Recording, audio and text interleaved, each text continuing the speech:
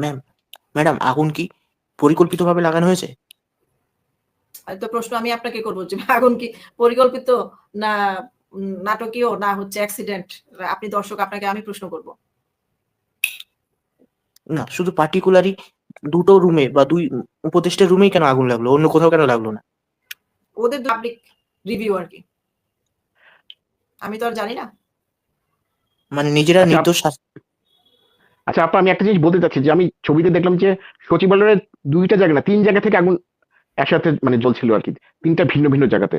তো আপনার যদি এটা মানে এটা দুর্ঘটনা হয়, একটা তো একটা জায়গায় হতে পারে, 3টে জায়গাতে একসাথে আগুন হতে পারে না। তো ফলে 3 জায়গায় একসাথে আগুন লাগানো এটা একভাবে সম্ভব, সেটা হচ্ছে টাইমার ব্যবহার করা, যে মানে এরকম একটা টাইমার সেট করে দেওয়া যে ঠিক 2টার সময় এটা বিস্ফোরিত হবে, আগুন লেগে যাবে। সেটা না, দেয়ালগুলো পুড়ে গেছে, বারান্দার বাইরের দেয়ালগুলো পুড়ে কখন? যখন গান পাউডার দেওয়া হয়।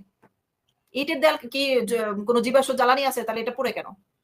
যখন গান গান পাউডার দেওয়া তো হয়, কাজ জ্বালানি বস্তু লাগানো হয় দেয়ালে দেয়ালে, তখন দেয়াল পোড়ে। এবং আওয়ামী লীগদের নেতাদের বাড়ি যেভাবে পোড়ানো হয়েছে, বঙ্গবন্ধুর 32 নম্বর যেভাবে পোড়ানো হয়েছে, এর চেয়ে বিভৎসভাবে কিন্তু সচিবালয় পোড়ানো হয়েছে। ভিতরে কোনো অস্তিত্বই নাই, মানে ইট পাথর দরজা নকশা কোনো কিছুই নাই, কাগজ তো দূরের কথা, ফাইল তো দূরের কথা। আমি এরকম একটা ধারণা করেছিলাম, মানে এই সরকার যখন শপথ নেয় এরপর পরই আমি ধারণা করেছিলাম, না জানি কেউ সচিবালয় বা মন্ত্রণালয়টা উড়াই দেয় কোনো একটা ক্ষোভ থেকে। আচ্ছা, এই দেশে সচিবালয় থেকে কি লাভটা কি বলতো? এই দেশে আমি সকালবেলা পোস্ট দিয়েছিলাম বড়দিনের, এবং জামাতের আমিরের ছবি দিয়ে বড়দিনের একটা সুন্দর পোস্টার পেয়েছিলাম। পোস্ট করেছিলাম যে আমি রাত্র গভীর হলেই বোম নিয়ে, চকলেট বোম নিয়ে আসবো, তোমরা রেডি তো? এটা পোস্ট দিয়েছি দুপুরের দিকে। 13 ঘন্টা পরে ঘুমাই নাই, আমি জেগেই ছিলাম। 13 ঘন্টা পরে দেখি যমুনা টিভি লাইভ দেখাচ্ছে, এবং যমুনা টিভি প্রথম লাইভ দেখানো হয়েছে। চিন্তা করছেন?